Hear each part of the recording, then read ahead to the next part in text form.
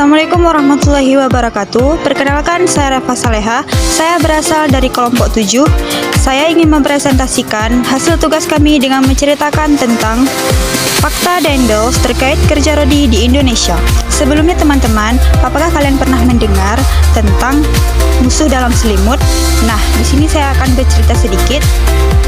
Jadi teman-teman, dari dulu itu kita diajarkan sejarah bahwasanya Indonesia itu pernah dijajah oleh Belanda, namun tidak digaji, kerja tapi tidak digaji oleh Belanda.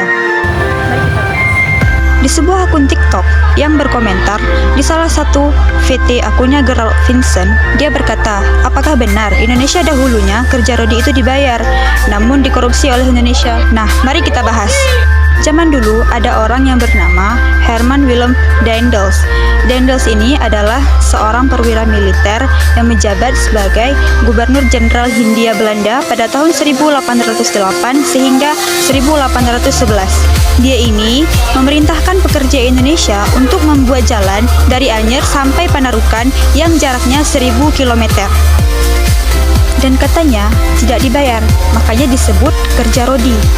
Di mana kerja rodi tersebut memakan lebih dari 12.000 korban jiwa.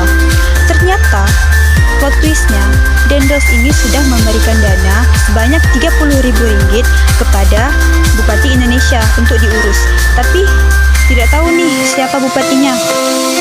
Kalau sekarang sih 30.000 ringgit itu berjumlah 105 juta. Tapi ingat, ini adalah di tahun 1808.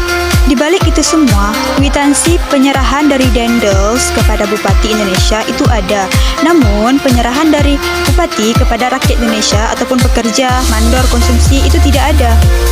Sekarang pertanyaannya, duit itu kemana? Padahal, catatan keuangan Daendels kepada Bupati itu lumayan lengkap.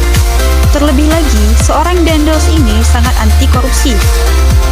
Ternyata, Bupati ini memotong sebagian gaji pekerja untuk dialokasikan. Nah, tapi tidak tahu nih untuk apa dialokasikannya, sampai sekarang tidak ada yang mengetahuinya.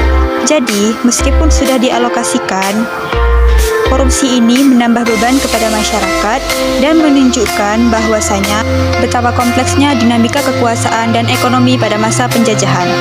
Maka dari itu disebut musuh dalam selimut. Terima kasih.